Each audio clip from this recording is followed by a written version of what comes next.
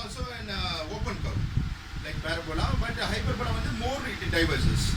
So how it formed, how the origin of hyperbola is to be discussed.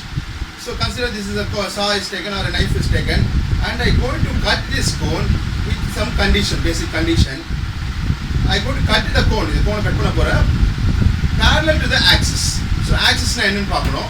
So this particular point is called the apex solirka, and this is a base of circular shape, and this is called the center of the base center of the base, and your imaginary line joining the apex and the center of the base is called as axis. So I go to cut the cone cut panna pora parallel to the axis. So parallel na inai அப்படினு தமிழ்ல meaning இருக்கு. So parallel to the axis cut பண்ணா the section obtained or the cross section கிடைச்சது வந்து ஹைப்பர்போலாவா இருக்க போகுது.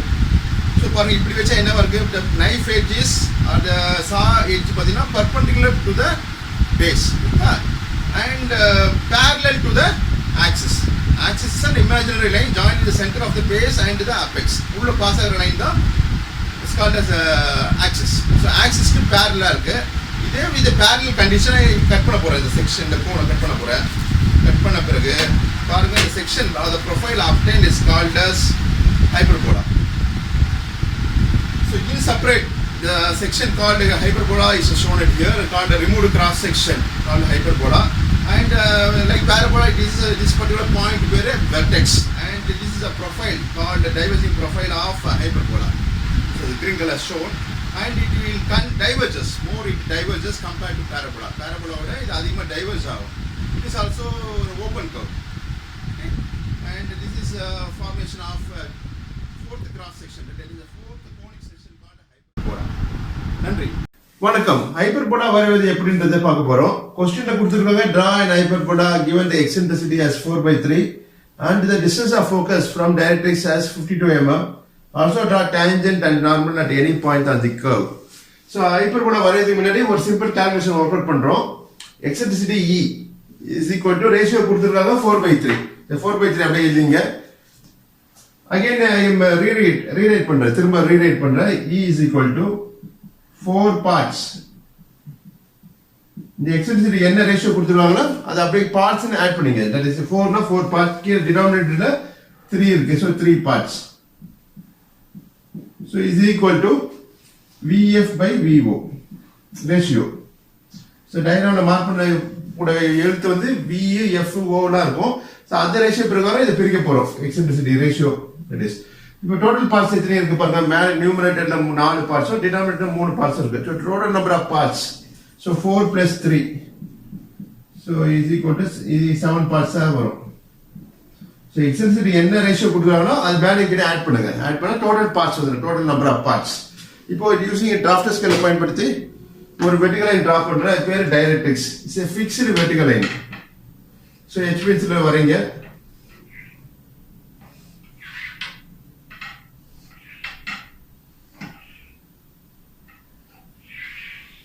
So AB directrix.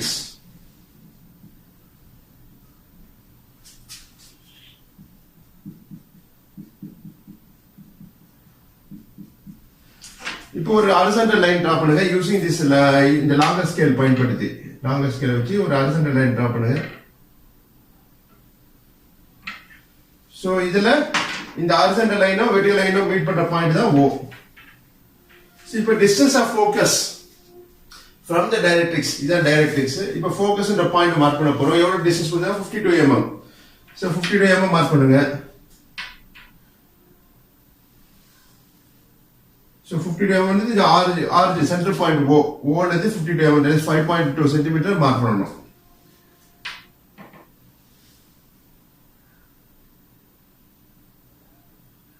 So mark பண்ண பிறகு இந்த பாயிண்ட் தான் focus F. F னா focus.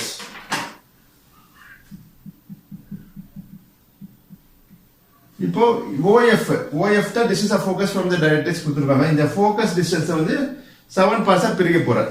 அதுக்கு முன்னாடி இத டைமென்ஷன் பண்ணுங்க. டைமென்ஷன்னா சைஸ் கொடுக்கிறது. 52 mm எடுத்துக்க அப்படி சொல்றதுக்காக டைமென்ஷன் கொடுக்கணும். டைமென்ஷன் லைன் டிரா பண்ணி இந்த டிஸ்டன்ஸ் வந்து 52 mm அப்படின்றத மார்க் பண்ணிக்கிறேன். பை ஆரோ மார்க் கொடுத்து ரெண்டு எண்ட்ல ஆரோ மார்க் கொடுக்கணும். இது ஆரோ மார்க் கொடுத்து ஷேட் பண்ணிட்டு ஸோ நேரோ ஆரோ ஹெட்டாக கொடுக்கணும். கொடுத்து ஸ்ட்ரெயிட் பண்ணிவிட்டு 52ன்னு எழுதிங்க சைஸு. இந்த பாயிண்ட் அதான் இந்த டிஸ்டன்ஸ் OF டிஸ்டன்ஸ். ஸோ இதில் இந்த லைன் பேர் எக்ஸ்டென்ஷன் லைன். இந்த 52 மார்க் பண்ணுற லைன் பேர் டைமென்ஷன் லைன். இது எல்லாமே 2 லைனை தின் HB பென்சிலை வரையணும். மற்ற லைன்ஸ் எல்லாமே H பென்சில் கன்ஸ்ட்ரக்ஷன் லைன்ஸ். இந்த டைரக்ட்ரிக்ஸ் இந்த ஹாரிசான்டல் லைன்லாம் H பென்சில் ஹார்ட் பென்சில்.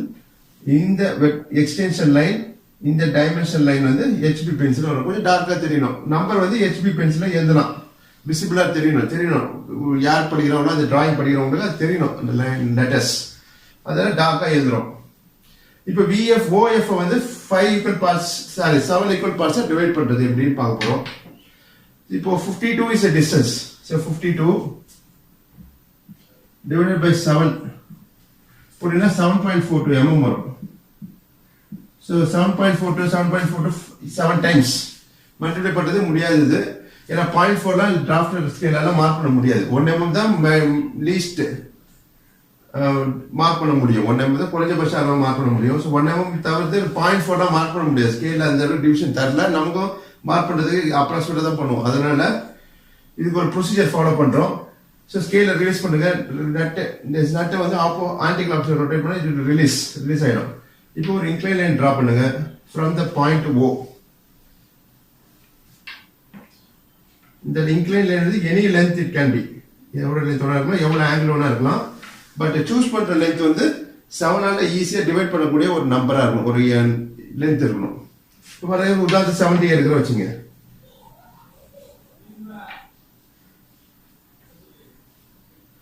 70 எடுத்தோம்னா ஒரு பாட்டு 10 mm பிரிக்கலாம். 17 சூஸ் பண்ணனா 7ஆ பிரிக்கணும். நீங்க 7 பார்ட்ஸ் போட்டா 10 mm வரும். ஸோ 70 டிஸ்டன்ஸ் எடுத்துட்டு 10 மார்க் பண்ணா 7 பார்ட் வந்துடும். எனி லென்த் 70 தான் எடுக்கணும் இல்லை, 100 இருக்கலாம், 50 இருக்கலாம். 7ல வந்தா ஒரு ரவுண்ட் நம்பரா வரணும். அது மாதிரி ஒரு லென்த் சூஸ் பண்ணீங்க. It can be any length any angle. இந்த இன்க்ளைன் லைன் ஒரு இன்க்ளைன் டிரா பண்றேன். அந்த இன்க்ளைன் லைன்ல 10 mm மார்க் பண்ண போறேன். இங்க சூஸ் பண்ண 70ல. So 10 mm like that 7 times.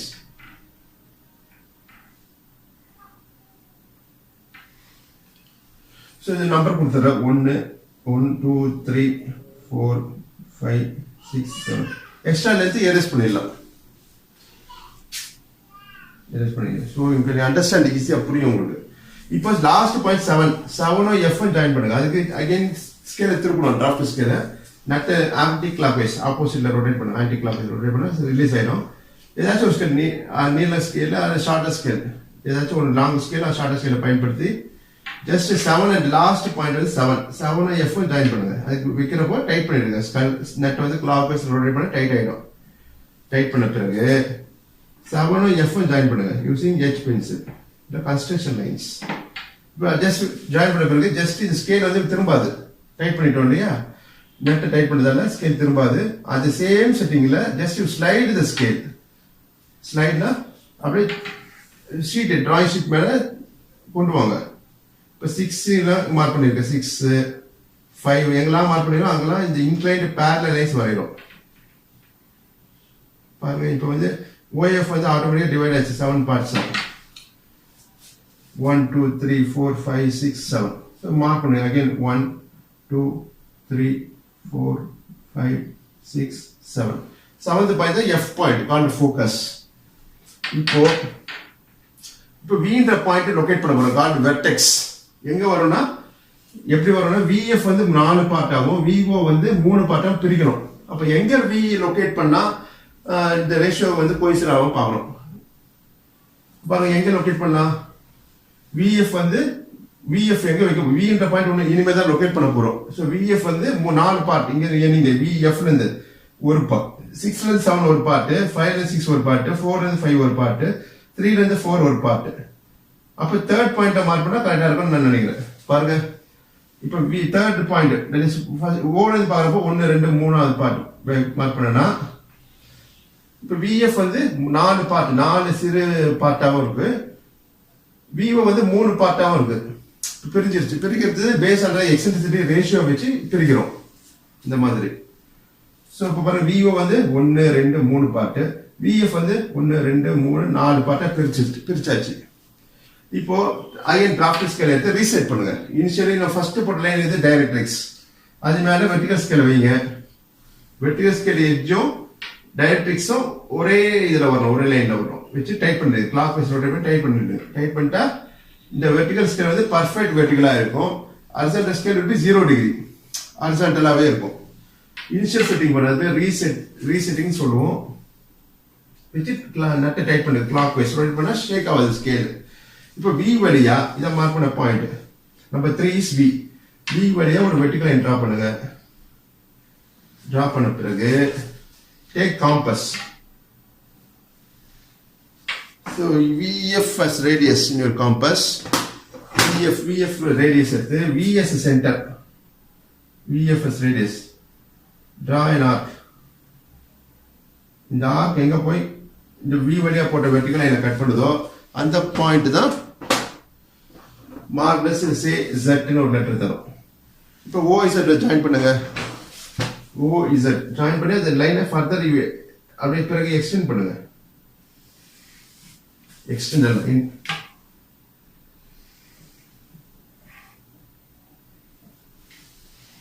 Okay, இது வரைக்கும் பண்ண ஸ்டெப் நம்பர் 1. இப்போ ஸ்டெப் நம்பர் 2ல several vertical lines. இந்த vertical lines டிரா பண்றோம். உதாரணத்துக்கு ஃபர்ஸ்ட் vertical line டிரா பண்ற பாருங்க. எங்க வேணா வரையலாம் இந்த vertical line. சோ VF நடுவுல ஒரு 2-3 லைன் வரையலாம். எங்க வேணா வரையலாம் இது. சோ உதாரணத்துக்கு first vertical line I draw it here. இந்த வெர்டிகல் லைன் வந்து O வழியா போற ஹரிசாண்டல் லைனை எங்க மீட் பண்ணுது, கட் பண்ணுதோ, இன்டர்செக்ட் பண்ணுதோ அந்த பாயிண்ட் வந்து 1 ன்னு தரும். 1 அதே போல இந்த வெர்டிகல் லைன் வந்து எங்க போய் இன்க்ளைன்ட் லைனை OZ லைனை டச் பண்ணுதோ அந்த பாயிண்ட் 1 ஓகே. நெக்ஸ்ட் அதே போல ரெண்டாவது வெர்டிகல் லைன் எங்க வேணா வரையலாம். அது இதுக்கும் நம்ம முன்னாடி மார்க் பண்ண பாயிண்ட்ஸ் 1 2 3 4 5 6க்கும் சம்பந்தமே இல்லை. ஈக்குவல் கேப் கொடுத்து வரீங்க, ஆர் அன்ஈக்குவல் கேப் கொடுத்து வரைஞ்சாலும் தப்பு இல்லை. Equal gap between the vertical lines கொடுத்தோம்னா ஹைப்பர்போலால வரக்கூடிய பாயிண்ட்ஸ்லாம் ஈக்குவல் டிஸ்டன்ஸ்ல வரும். அதான் டிஃபரன்ஸ். பட் ஆன்சர் வந்து மாறாது. இப்போ நெக்ஸ்ட் தேர்ட் வெர்டிகல் லைன் இங்க வரையறேன்.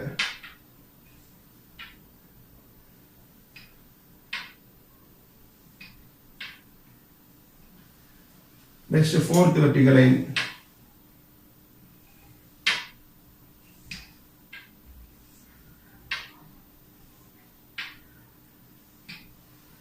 இப்போ இதெல்லாம் மார்க் பண்ண போறோம். 1 மார்க் பண்ணியாச்சு. இது வந்து 2 second vertical line 2 3 next 4 so 4 vertical line போட்டுருங்க. மேற்கொண்டு போட்டுக்கலாம், தப்பு இல்லை. ஒரு 5-6 வெர்டிகல் லைன் போட்டுருங்க. நெக்ஸ்ட் காம்பஸ் எடுத்து யூசிங் காம்பஸ் 1 வெர்டிகல் டிஸ்டன்ஸ் எடுத்துங்க. இன்னொரு காம்பஸ் 1 வெர்டிகல் டிஸ்டன்ஸ் எடுத்துட்டு F சென்டர், எப்பவுமே F தான் ஃபோக்கஸ் சென்டரா வச்சு அந்த 1 எடுத்த லைனை கட் பண்ணுங்க. அந்த எந்த லைன்ல எடுத்தோமோ அதே லைனை கட் பண்ணணும் F சென்டரா வச்சு.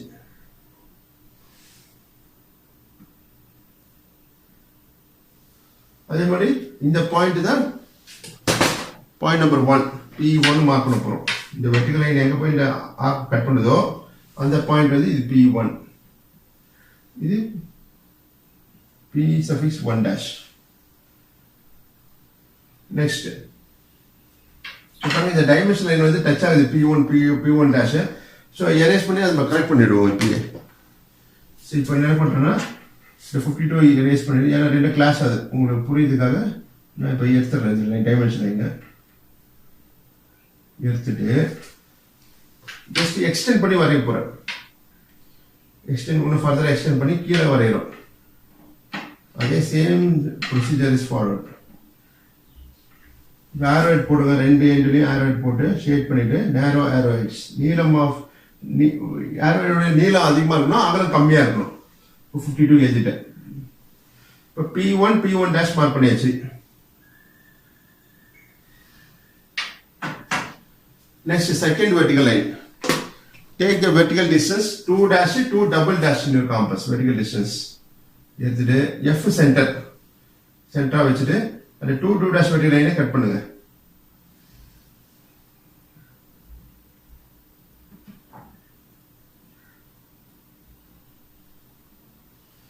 இந்த கட் பண்ண ஆர்க் வந்து எங்க இன்டர்செக்ட் ஆகுதோ இந்த ஆர்க்கும் இந்த வெர்டிகல் லைனை கட் பண்ணணும். எக்ஸ்டெண்ட் பத்தல ஜஸ்ட் ஐ எக்ஸ்டெண்ட் இந்த லைன். இப்போ இது பாயிண்ட் வந்து P2 இது P2 dash. Same way repeat for all other vertical lines. ஒரு 5 lines போனா 5 to 6 lines the same procedure is repeated. Next 3 dash 3 double dash எடுத்துட்டு F center cut arc on this third vertical line 3 dash 3 double dash. Next 4 dash 4 double dash F center focus on center வைக்கணும்.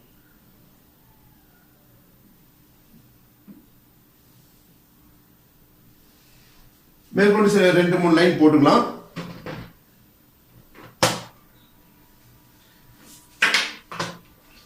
Now I am extending the line. இந்த நீளம் பத்தல அதனால just I am extending the line.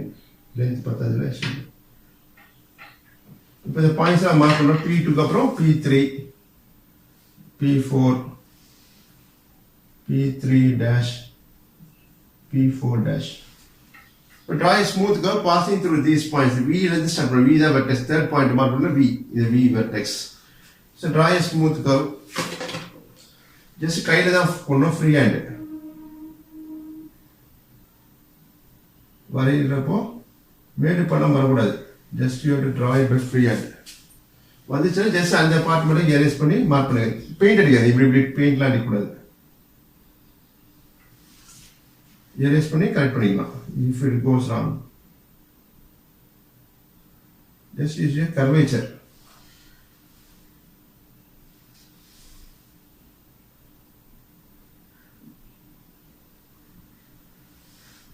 அதே போல இது lower half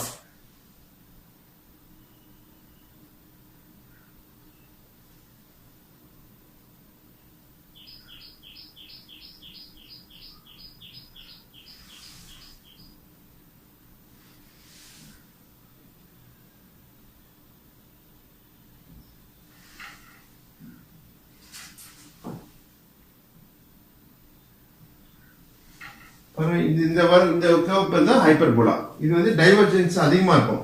compared to parabola diverge வந்து அதிகமா இருக்கும். Called hyperbola. ஹைப்பர்போலா வருது. இப்போ நெக்ஸ்ட் क्वेश्चन என்ன கேக்குறாங்க? draw also draw tangent and normal at any point on the curve. இப்போ நான் ஒரு பாயிண்ட் சூஸ் பண்ணிக்கிறேன். see இதான் பாயிண்ட் P. இந்த பாயிண்ட்க்கு tangent normal வரையுது அப்படின்றது I will explain. so join TP parabola பார்த்தது போல இந்த பாயிண்ட் P யும் F ஐ ஜாயின் பண்ணனும். that is PF ஜாயின் பண்ணிடுங்க. so scale அட்ஜஸ்ட் பண்ணி ரிலீஸ் பண்ணிட்டு then you join it by H pencil. the curvature மட்டும் இந்த ஹைப்பர்போலா வரைஞ்ச கர்வ் அது மட்டும் HB ல வரையணும். மத்த லைன்ஸ்லாம் H pencil. பிறகு tangent and normal HB ல வரையணும். so P யை F ஐ ஜாயின் பண்ணுங்க. join PF ஜாயின் பண்ணிட்டு டைப் பண்ணுங்க. டிராஃப்ட் ஸ்கேலை டைப் பண்ணிட்டு யூசிங் another ஸ்கேல் இன்னொரு ஸ்கேல் இருக்கும். அந்த ரெண்டு ஸ்கேல் இருக்கிறதுல இன்னொரு ஸ்கேலை பயன்படுத்தி F வழியா ஒரு லைன் டிரா பண்ணுங்க. லைக் திஸ் இந்த மாதிரி. இந்த லைன் வந்து எங்க போய் டைரக்ட்ரிக்ஸை கட் பண்ணுதோ அந்த பாயிண்ட் தான் T. Mark this T. Join TP. இப்போ ஸ்கேல் ஆகி திருப்பி ரிலீஸ் பண்ணிட்டு join TP. இங்க ஸ்கேலோட நீளம் பத்தல அதனால யூசிங் ஆர்டினரி ஸ்கேல். நீங்க டிராஃப்ட் ஸ்கேலை பயன்படுத்தி நான் ஷீட்ல வரையறதால join TP. இந்த மார்க் பண்ண T பாயிண்ட் டைரக்ட்ரிக்ஸ் கட் பண்ற பாயிண்ட் தான் T. F வழியா போட்ட line. join TP.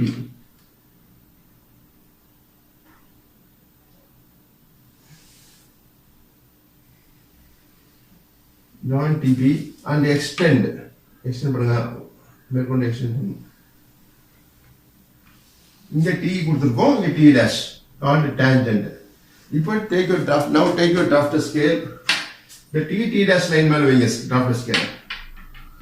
T dash line மேல வச்சிட்டு டைப் பண்ணிடுங்க. செட்டிங் பண்ணியாச்சு.